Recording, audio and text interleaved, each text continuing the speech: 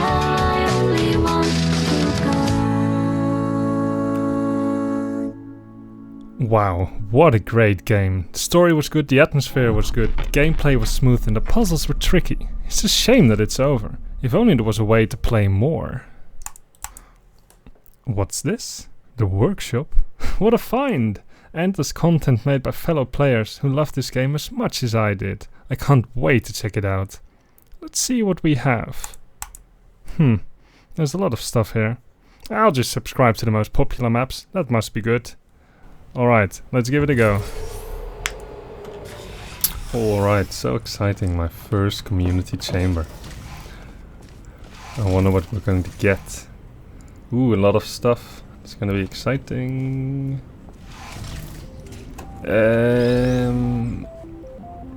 Why is this so narrow? Oh, it's very dark in here. I can't see a thing. So this is connected to this and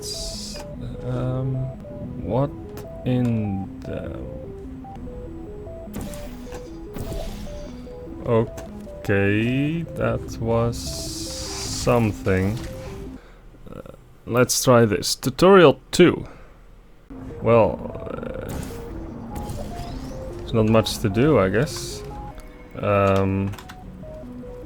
Very dark and narrow hallway. Well, I wonder if I have to press the button. This is nothing like the game itself. Why is this stuff so popular? It's very dark and narrow.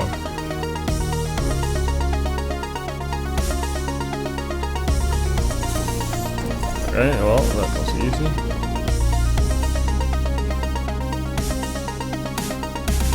Well, don't know what this does, but...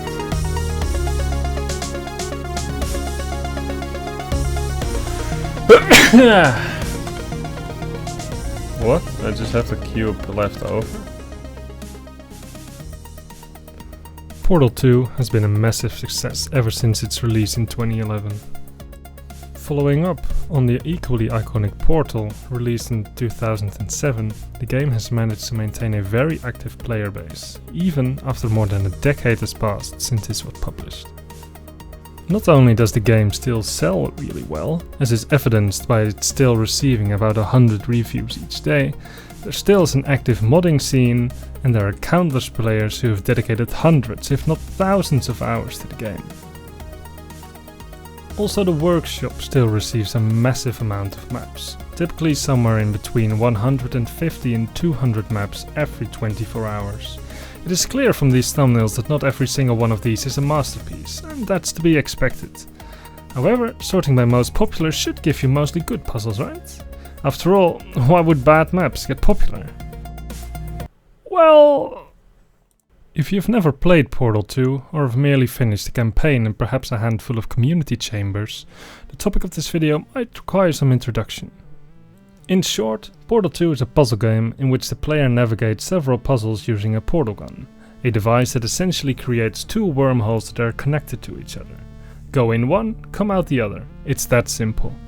The puzzles are often set inside these so-called test chambers, a certain kind of room with devices and obstacles that interact with the player and the portal gun, and it is the player's job to figure out how to open and reach the exit door. The game comes with an editor that allows anyone to realize their own puzzles in an intuitive way and publish them to the Steam Workshop within minutes, where they are publicly available for the whole worldwide player base to enjoy. When we take a look at some of the most popular Portal 2 community maps, however, one immediately notices that these maps do not always look like what we might have hoped to see. Let us first explore if we can make precise what these differences are. Going into what makes a puzzle good is a whole different rabbit hole that we do not have time to go into right now. But just to give a sense of the issues with many popular maps, I will give a very brief overview. A good map has 1. A clear design. It's clear what elements are connected to what, visibility is good, everything can be seen from most places and the map is not overly large or way too small. 2. A good puzzle. The solution to the map is easy to execute and requires no tight timing, glitches, speedrun stretch, obscure laser angles or other nasty strategies. There's a clear problem that a player needs to overcome, the solution to which is not immediately obvious. Elements of the puzzle are used and reused in creative and satisfying ways. Of course, there's also a completely different kind of Portal 2 map, namely those made in a much more complicated editor called Hammer, in which one can focus much more heavily on the visual aspect of the game, much more so than the in-game editor ever could. These maps can have great value even when not much of a puzzle is present, but for now we will focus on the maps made with the in-game editor, just to keep things simple. I don't think that any of the aforementioned criteria should come as a big surprise to most viewers. Most popular maps, however, tend to lack at least one of these qualities, and often lack both. So why is it that people play all these bad maps? Why do they settle for so much less than what is possible? Is it just because there are no well-designed community maps? Are the players stuck with crappy maps just because nothing better is available? Fortunately, the answer to that question is a resounding no. There are countless fantastic puzzles scattered all across the Portal 2 workshop. Maps that took the creators a lot of effort to design and playtest. Carefully crafted puzzles with surprising and unique solutions that would leave anyone smiling upon finally reaching the exit door. Maps with architecture so beautiful that it even puts the main game to shame. These maps exist. In fact, some creators have workshops and collections full of them. And of course, among the veteran players, these maps are widely regarded as good and as having great value. They are played more and receive more comments than the average community map, which is likely to wither away and almost unplayed in the depths of the workshop.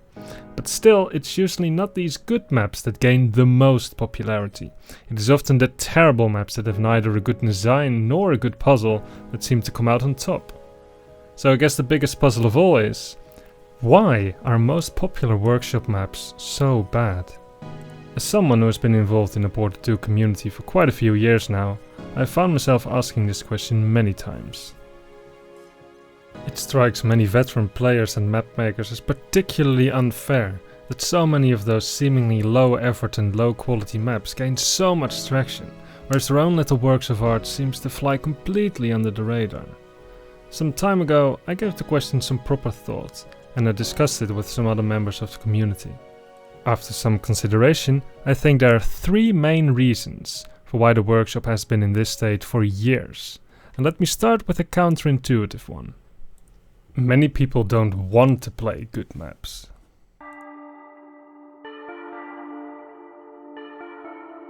Allow me to explain what I mean by this. Those who have been in the community for a long time tend to forget that with a game as popular as Portal 2, the vast majority of the player base will never play more than just a campaign and perhaps a small number of community chambers before moving on to a different game. They're not very experienced with thinking with portals, which is definitely a tricky thing to get used to.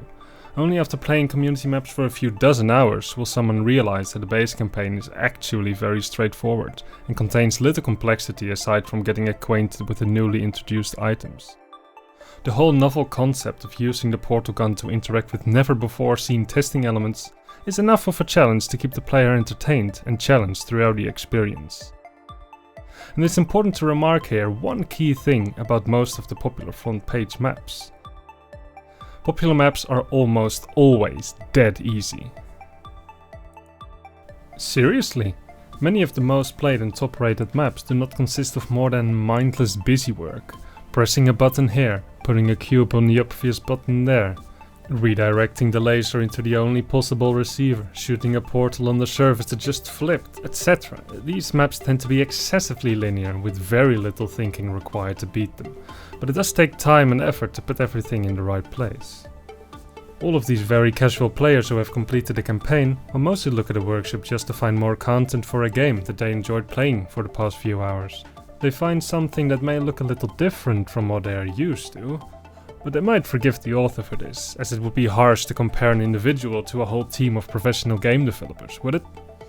They would play the map and complete it, they reach the exit and they have successfully executed their task. Great job, you did it! And the dopamine kicks in. That felt great. It looked very complex at first, but I managed to complete it rather quickly. Maybe smarter than I thought I was. Let's do another one. Infinite content all for free, what luck! Who cares what a map looked like? The sense of achievement from reaching the exit door did not suffer from that at all. Give the average casual player a somewhat complex puzzle and they will get bored. Spend 5 minutes, 10 minutes, or god forbid a full quarter of an hour being stuck and not knowing what to do. Where's the fun in that? This puzzle makes me feel dumb. I'd rather play something that makes me feel smart.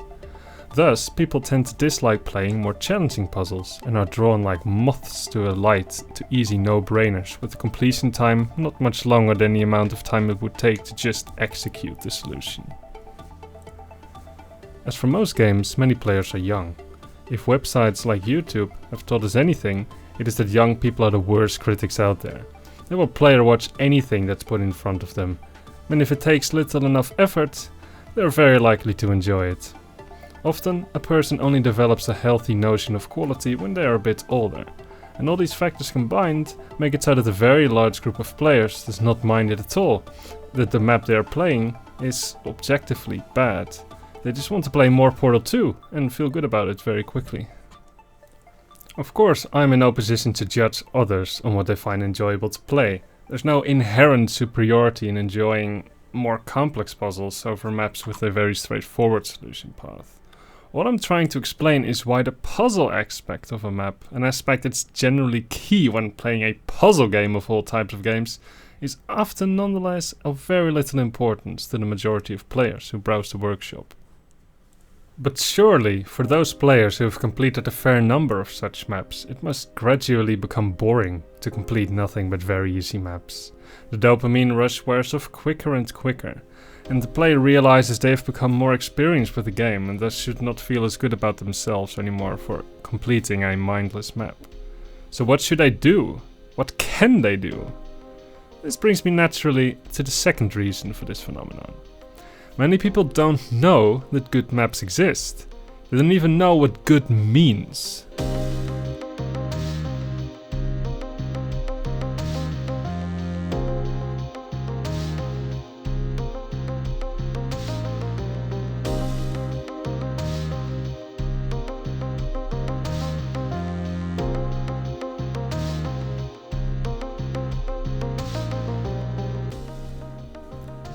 Indeed, most players that find themselves in the situation I just described will just scroll through their most recent and most popular workshop maps, sigh deeply and conclude that they have just about seen it all.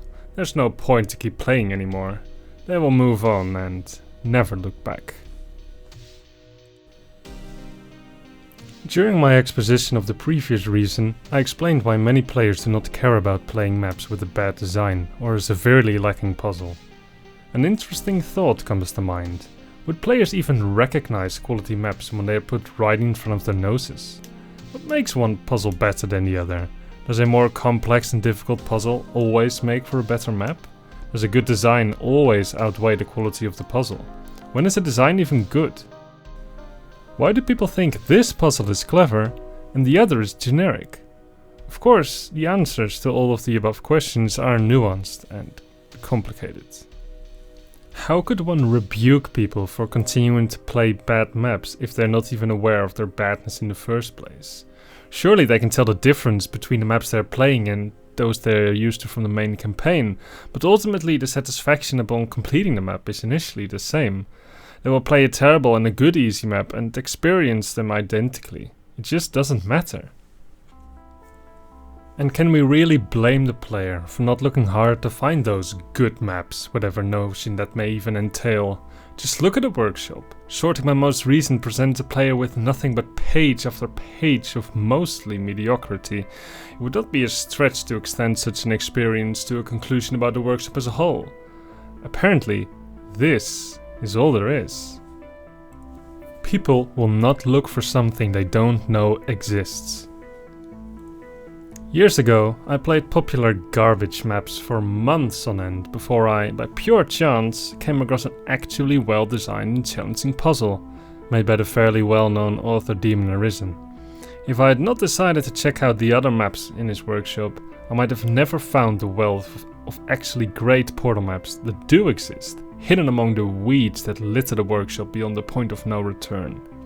How did we come to this state? How did we end up like this? To answer that, I present you the third and final reason. The system heavily favors bad maps. This point is so critical that its importance cannot be overstated. In fact, there are two completely distinct factors that contribute to this imbalance and together create this monstrosity of a system that will continue to push the bad and easy maps to the front page for years to come. With all that has been discussed so far, we can understand the first reason already. The vast majority of the maps in the workshop are dead easy and have terrible design. Why? Because it takes orders of magnitude more effort to create an actually good map than a map that requires just a series of actions to complete it would be an insult to the very word to call it a puzzle. Not caring about any good design principles like good lighting, appropriate size, short and clear connections, good visibility, etc. will allow one to publish maps in much higher volumes than someone who does take all of that into consideration. Just putting some stuff together in a few minutes will produce a map more popular among the masses than something meticulously crafted over the course of hours, days, weeks, or even months will. There is something else, however, that has substantially contributed to why bad easy maps have flooded the workshop in the way that they did. Compare the Portal 2 workshop to a game like the Talos Principle. It's another fantastic puzzle game that shares some similarities in its puzzle style, but of course it does not have a portal gun. That game too has a workshop, but in general the quality of these maps tends to be quite high. The puzzles are not pushovers and the designs of the puzzles are often quite good. How did the Talos Principle manage to avoid the same fate as the Portal 2 workshop? It's actually quite simple. The level editor of the Talos Principle is not at all easy to work with. It takes a lot of time and effort to create a map with it, and to waste it on bad puzzles would just be nonsensical. The Portal 2 level editor is just too good. The developers of the game put so much thought, effort and care into the level editor to make it as easy, smooth and intuitive to use as possible that virtually anyone with half a brain cell can open it up, throw together a terrible map in a matter of minutes and publish it to the workshop instantly. It's so easy to use that there is no inherent incentive to make something actually good, as one can just start over from scratch and complete another map well within the hour. It requires no playtest to prove its solvability to publish, it does not even have to have been previously compiled. You can literally do anything and publish it with just a few mouse clicks, and the editor will do all the hard work for you. It will turn the little preview into a full 3D environment, and it will put everything in place precisely how you requested it. It's truly a marvel, and a dark, dark curse. People do not publish maps because they want to create something great. Many just do it for the satisfying feeling of putting something on the internet, like leaving a footprint. Or perhaps just for the possibility that it gets a lot of upvotes, or maybe a nice comment from someone far away saying that I liked it. Publishing maps is done for quick fun, and not for depth or greater value. And this is why the amount of bad and easy maps in a workshop is so great.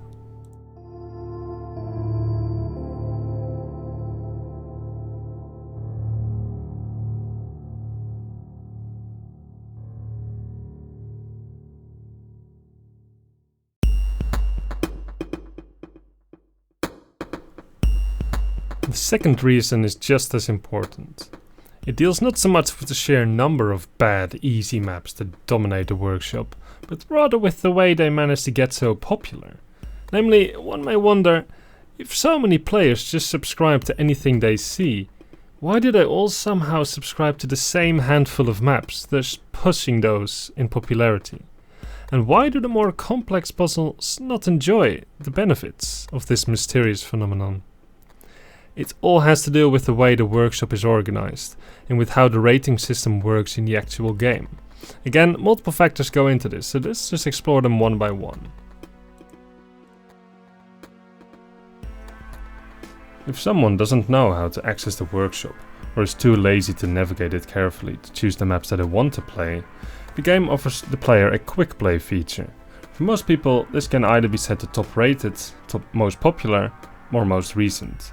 and the first two have the immediate effect of drawing even more players to the awful maps that have somehow amassed the greatest number of positive ratings, while the latter might set up a new terrible map to blow up in popularity by giving it to other people to play. But what I mentioned before, the chance that I get to play an actually good map in this way is very, very slim. These functions are therefore detrimental to the workshop. In much the same style, those who manage to actually visit a workshop will naturally find themselves looking at the most popular maps over the past week or 3 months. Not knowing what to expect, they often mass subscribe to many at once. It's understandable and arguably even necessary to be able to sort maps like that, but it still contributes to the popular maps getting more popular, regarding of their quality.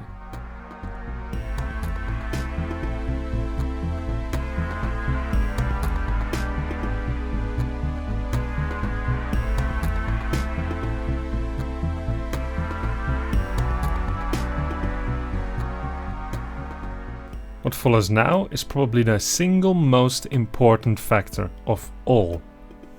People only vote on the maps that they completed. It is hard to rate something up that you have only experienced in part. One would somehow have to trust that the parts that are yet to come are also worthy of a positive rating, or that a still to be found solution to the puzzle is nice and not glitchy or silly. When a map gets close to the front page and thus gets more plays, it is natural to gather some downvotes as well. These seem to weigh much more heavily than the upvotes, so in order to maintain its presence on the front page, a map needs to be quite easy for enough people to be able to complete the map and counter the downvotes with their upvotes. In fact, if the map is not completely trivial, one can expect to receive even more downvotes than usual from salty, inexperienced players that get frustrated by their inability to find a solution.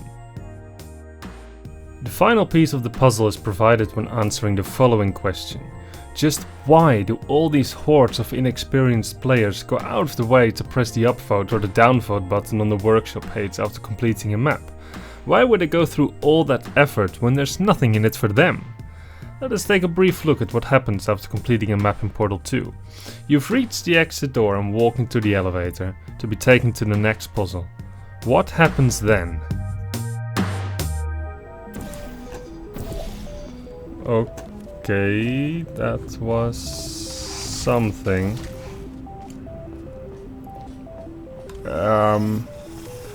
Well, not every map can be a master. So, did you catch it? That's right, the voting screen pops up right in your face. Portal 2 was made by Valve, and so was Steam. For them, it must have been child's play to integrate the Steam workshop so deeply into their game that this innocent looking voting screen, with 2 huge thumbs to choose from, is directly linked to the ratings that are displayed on the workshop page. After completing an easy map, even when there's nothing in it for the casual player, it's almost a mindless automated action to just click the thumbs up, to show your appreciation for the author's effort, and then just to move on to the next map. It takes less than a second. If your map is too complex, not many people will complete it, and thus not many people will reach this automated voting screen, where the vast majority of players will simply click the thumbs up button without thinking about the quality of the map at all and move on with their lives. The more players complete the map, the more will get to the voting screen and the more upvotes you will get. The map does not even have to be good to receive this impersonal silent praise from dozens of strangers around the world. Just being easy and a head start by pure chance is enough to get very popular. Most of the time, getting plays is equivalent to getting upvotes. Because of that stupid voting screen appearing at the end of a playthrough, things really are that simple.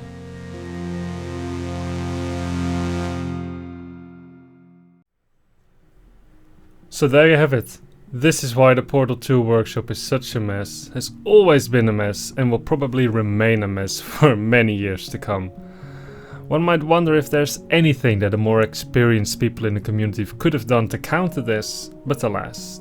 They are simply too outnumbered by the quickly refreshing pool of casual players that continue to publish maps made with very little effort, maps that from time to time gain massive popularity by pure chance, solely because of the way the system works. Some will make the case that if so many people enjoy maps that I consider to be so bad, so much more than maps that I consider to be so good, maybe I'm the problem. Perhaps I'm the one with a warped sense of what quality entails.